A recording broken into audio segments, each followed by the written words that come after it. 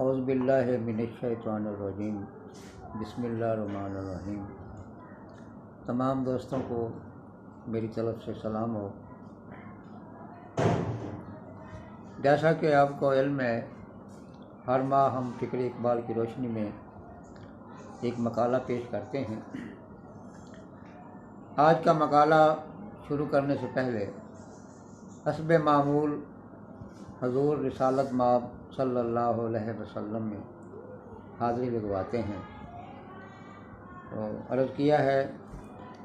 منظور ہے خدا کو تمہاری رضا حضور، منظور ہے خدا کو تمہاری رضا حضور، مجھ بد نصیب کے لیے حرف دعا حضور، ملتا نہیں سکون دل ناصبور کو، ہوں درد زندگی کا ستایا ہوا حضور، دامن ہے میرا جرم و خطا سے بھرا ہوا، اس ساری کائنات سے میں ہوں برا حضور، بھٹکا ہوا مسافر ہوں منزل سے دور ہوں ساری عمر ٹھوکریں کھاتا رہا حضور، ہر وقت بے بسی سے میرا واسطہ رہے، ہے تنگ رہتا حلقہ رنج و بلا حضور، میں ہوں تو ہوں تمہاری غلامی کے واسطے، اس بات کا شعور ہی مجھ کو نہ تھا حضور، ہے آپ کی توجہ سے ممکن میرا علاج، ہوں آپ کی نگاہ کرم کا گدا حضور، میں ناتواں ہوں اتنا کہ گرتا ہوں بار بار، مشکل ہے مجھ پہ زندگی کا راستہ حضور،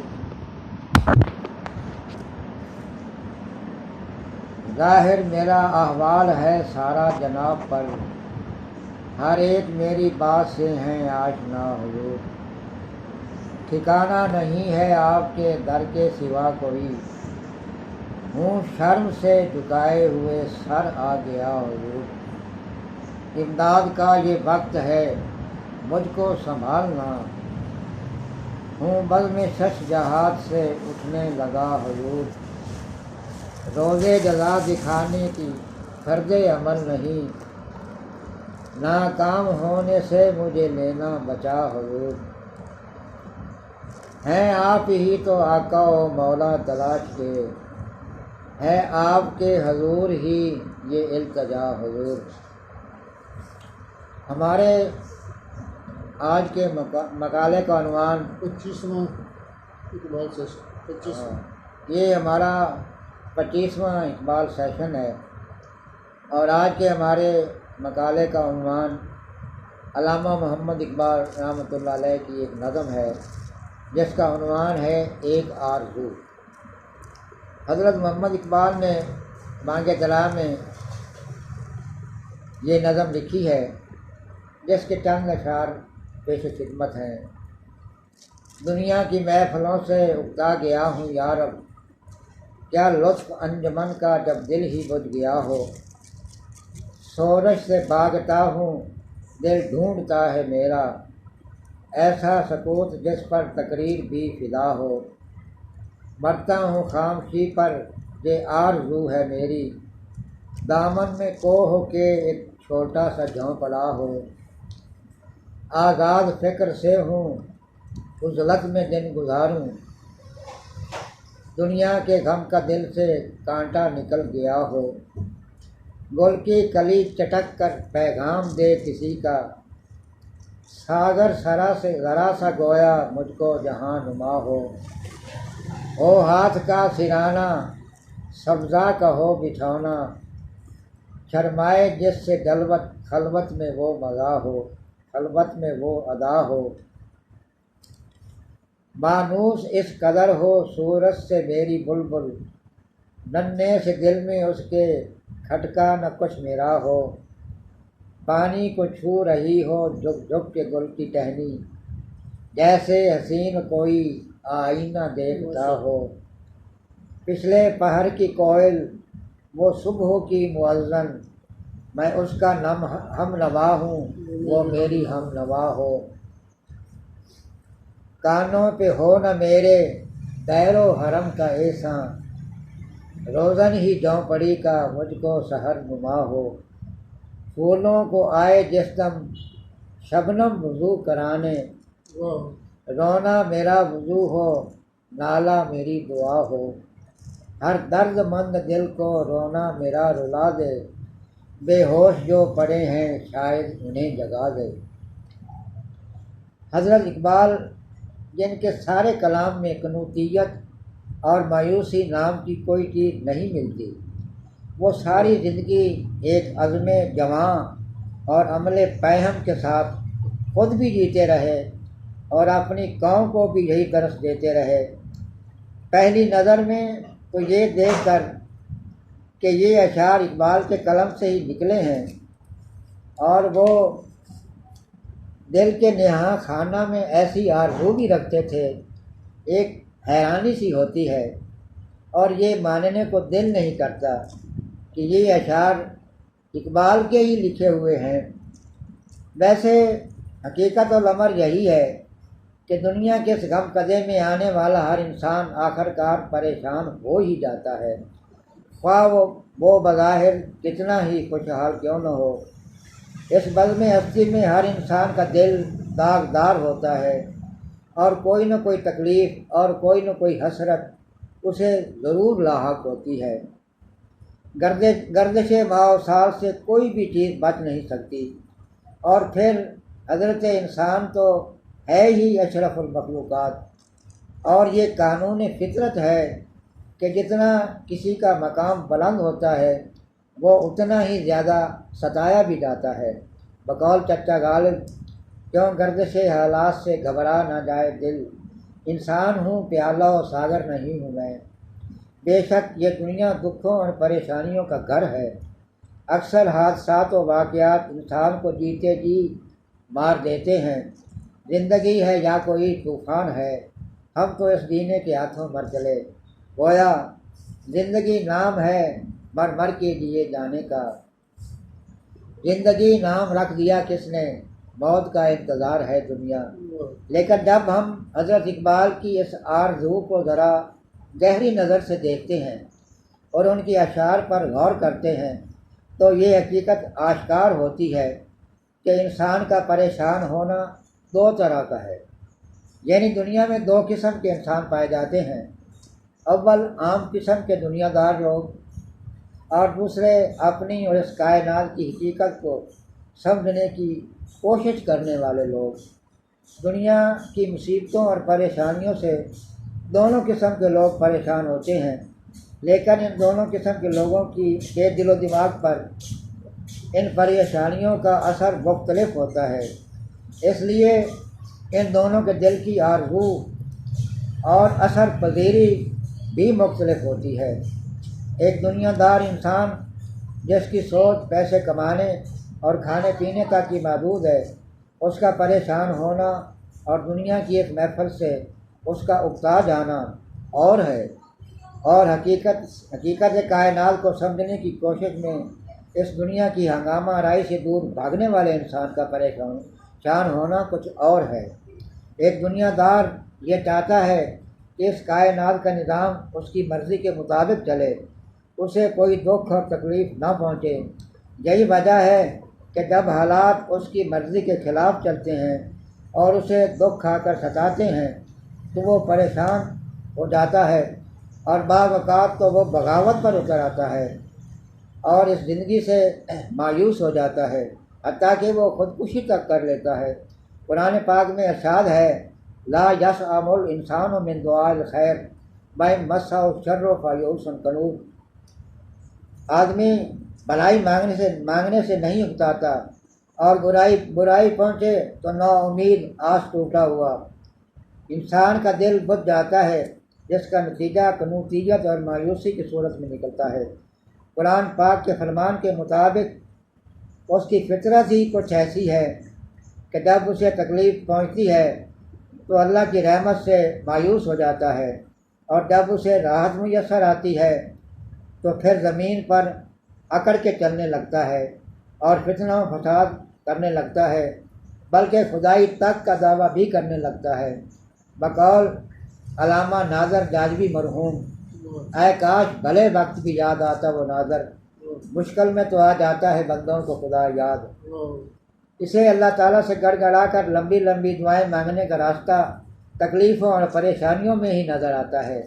لیکن ایک مرد درویش کی پریشانی کا عالم اس سے بالکل مختلف ہوتا ہے۔ وہ اللہ تعالیٰ کی رحمت سے کبھی مایوس نہیں ہوتا، مومن کبھی غمناک نہیں ہو سکتا، بارفتہ ادراک نہیں ہو سکتا، سرکار دو عالم کی غلامی کے بغیر انسان کا دل پاک نہیں ہو سکتا۔ اسے یہ ایمان کامل حاصل ہوتا ہے کہ اللہ تعالیٰ اس کائنات کا خالق بھی ہے اور مالک بھی ہے، وہی کارساز حقیقی ہے۔ اس کائنات میں جو کچھ بھی ہو رہا ہے وہ اسی کی مرضی سے ہو رہا ہے، اور یہ بالکل صحیح ہو رہا ہے، اور مصائب و علام میں اللہ تعالیٰ کو ہزارہا حکمتیں پوشیدہ ہیں، اور وہ کسی کو بھی اس کی طاقت سے زیادہ تکلیف نہیں دیتا۔ یہی قرآن پاک کا ارشاد ہے، لا یکلف اللہ نفسا الا وسعہا۔ باب مدینۃ العلم حضرت مولا علی کا فرمان ہے کہ میں کسی بات کی آرزو کرتا ہوں، اگر وہ پوری ہو جائے تو میں خوش ہوتا ہوں کہ میری آرزو پوری ہو گئی، اور اگر وہ پوری نہ ہو تو میں اور زیادہ خوش ہوتا ہوں کہ اللہ تعالیٰ ایسا نہیں چاہتا تھا اور اللہ تعالیٰ کی مرضی پوری ہو گئی۔ جب یہ بزم ہستی اور اس کی ہنگامہ آرائی اس کی حقیقت کی تلاش و جستجو میں رکاوٹ پیدا کرتی ہے اور وہ اس میں الجھ جاتا ہے، تو یہی آرزو ان الفاظ کی صورت اختیار کرتی ہے جو حضرت اقبال نے اس نظم میں استعمال کیے ہیں۔ اس کے دل کی آواز یہی ہوتی ہے کہ خرد کی گتھیاں سلجھا چکا میں، میرے مولا مجھے صاحب جنو کر۔ اگر انسان کے دل و دماغ اور اس کی سوچ کی صحیح تربیت ہو جائے تو پھر رنج و علام تو اس کی منزل کی جستجو میں مہمیز کا کام کرتے ہیں اور اسے حقیقت تک پہنچانے میں اس کی معاونت کرتے ہیں، اور نہ دکھاں جو باری نہیں نہ ڈھول ملایا۔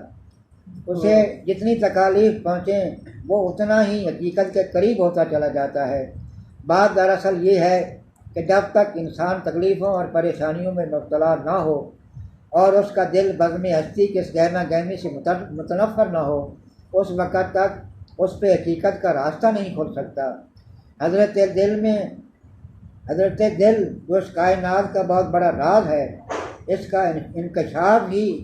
ان مصائب و علام سے ہوتا ہے۔ اقبال فرماتے ہیں، طائر دل کے لیے غم شاہ پرے پرواز ہے،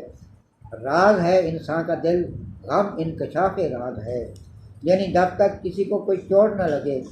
اور وہ برباد نہ ہو اس وقت تک وہ آباد نہیں ہو سکتا۔ یہ دل ہے ہی ایسا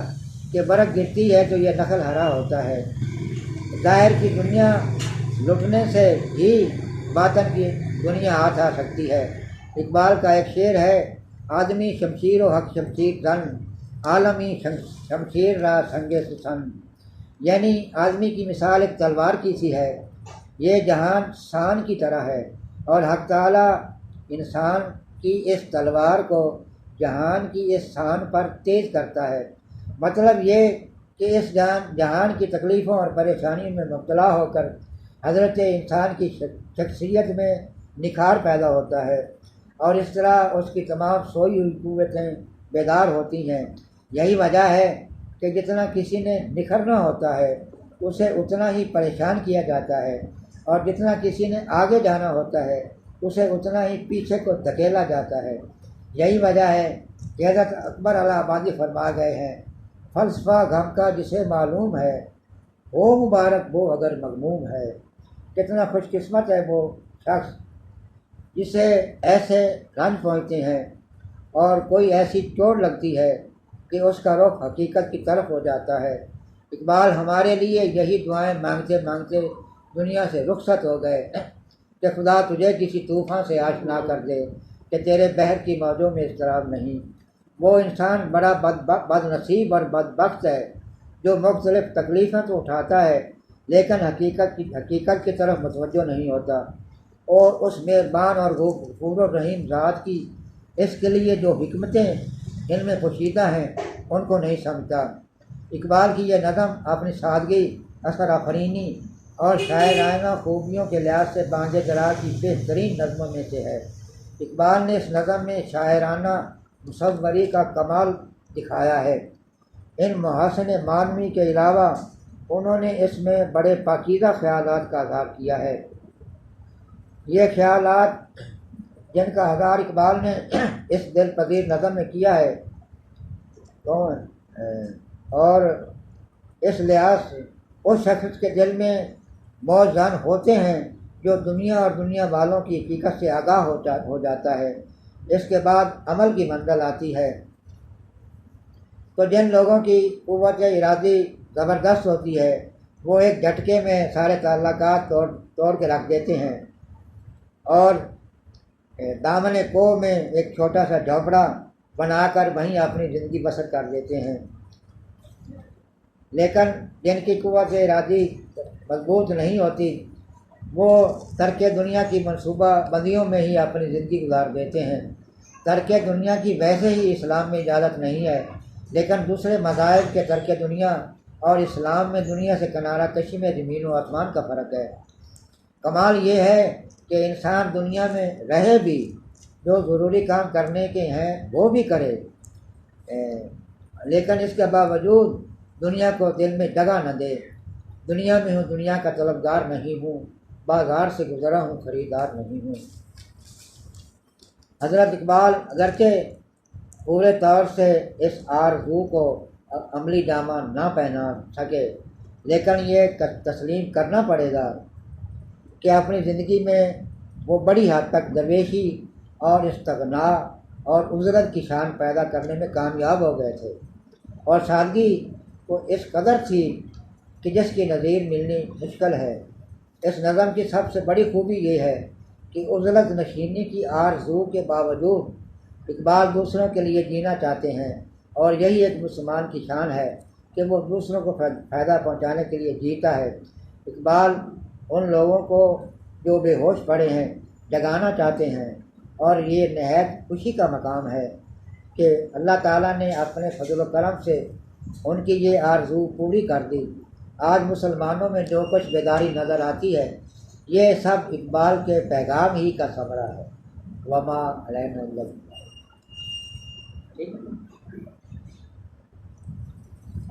بہت شکریہ حکیم امیر علی تلاش صاحب، جتنے مفصل طریقے سے آپ نے اقبال کے اس موضوع کو چند الفاظ کے اندر بیان کیا ہے۔ وہ صرف محاورہ ہی نہیں بلکہ حقیقت ہے کہ دریا کو کوزے میں بند کر دیا۔ اگر مجھے اجازت دیں تو میں بھی اسی حوالے سے ایک دو جملے کہنا چاہوں گا۔ ایک تو جنرلائز کریں گے کہ آرزو خواہشیں ہر انسان کی ہوتی ہیں۔ اگر ہم اپنی آرزوؤں کو اللہ کی آرزو کے ساتھ شامل کر دیں تو انسان اپنی زندگی کے اندر ولایت کے منصب پر فائز ہو سکتا ہے۔ تو اختتامی جملے بولتے ہوئے میں ایک علامہ اقبال صاحب کا ہی شعر عرض کروں گا کہ تیری آرزو ہے کہ ہو تیری آرزو پوری، تیری آرزو ہے، تیری دعا ہے کہ تیری دعا ہے کہ ہو تیری آرزو پوری، میری دعا ہے کہ تیری آرزو بدل جائے۔ تو اللہ کرے کہ ہماری اپنی رضائیں خدا کی رضا کے اندر مکس اپ ہو جائیں، ہمارا رنگ ہم صبغت اللہ کے اندر ہم رنگے جائیں، تبھی جا کر ہم اللہ تعالیٰ کی جو آیت الکرسی کے اندر پیغام ہے کہ وسع کرسی السماوات والارض، ہم اسی خدائی نظام کا حصہ تبھی بن سکتے ہیں جب اپنی ہم خواہشات کو اللہ کی خواہش کے تابع کر لیں۔ وما علینا الا البلاغ۔ بہت شکریہ، السلام علیکم۔